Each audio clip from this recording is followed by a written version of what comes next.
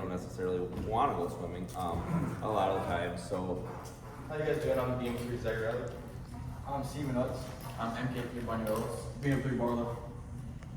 So we work mainly with the safety requirements. So when we go out, we can stop whoever is on the water.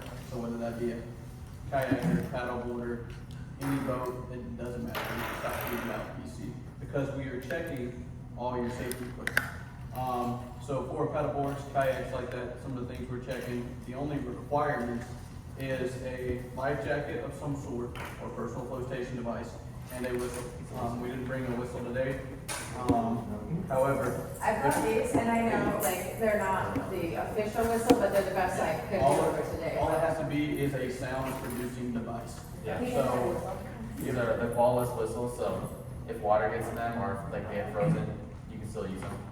say that it is a citation, and you technically can be terminated for that. And what that would mean is that we send you back, and you're not allowed to get back underway again or use your kayak or paddleboard, whatever it may be, until you have fixed that particular problem. And to get out again without fixing that problem would be considered a felony and failure. If you, let's say we stop you and send you back and do what's called a termination. If you get back underway without fixing the designated problem that we have told you before, it is a felony. People will think, oh no, it's not that big of a deal. And then they get back underway without fixing the particular safety violation. And that's what it can turn into. Specifically kayakers. Yeah. Another one that you can wear, these are what's called type 5s. In order for these to count on any boat, they have to be worn. Obviously, if you're on the kayak and paddleboard, they have to be worn anyway. The problem with these, although I love them, they are very comfortable. They're not as reliable as one that already has a built-in flotation.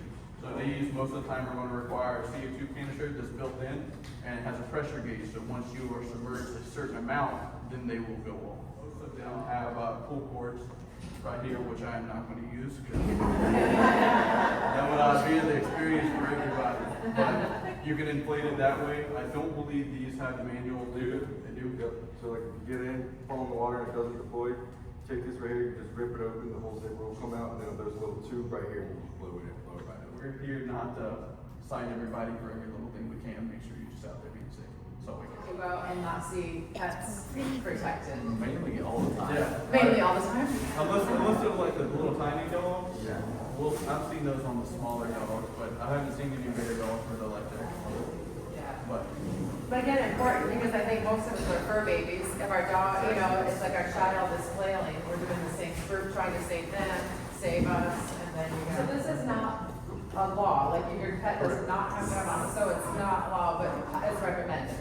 It's recommended. and like I said, we It should be most a of the law. time we'll never check. Mike talked a little bit about citations. You talked a little bit about citations. What other citations or things that we should be looking for as far as how close do you get to a freighter? How close, not freighter, or Well, just I would say definitely on Thank you. there's no law necessarily saying that you can't be operating in the channel. Where it comes into play is of impeding the passage of a vessel that can only operate safely in that channel. That is a felony itself. Because number one, these big boats, they can't move. So if you cause one of them to go around in order not to kill you, because I've seen videos where jet skis, which are obviously more reliable than a paddleboard and more safe, get close to one of those freighters, and the suction alone pulls them under the water, the whole jet ski and everything. So those are things you want to look out for. Another thing that we have actually encountered a lot here, that is, I don't know exactly what level of a crime it is. I do know it is a crime. So the buoys out here, the federal aids, right? We have gotten numerous calls of people, and most of these have cameras on them. So like when you're out there, we see it, and other people that live around report people that are on it. You can't be climbing on those, you can't tie off to those, that is a crime, and it will be ran up, and we will come look for that night. But you have to have what's called navigational lights. So for a paddleboard, obviously, unless you're really fast, which you might be, you only need a what's called a lantern to be displayed in appropriate means.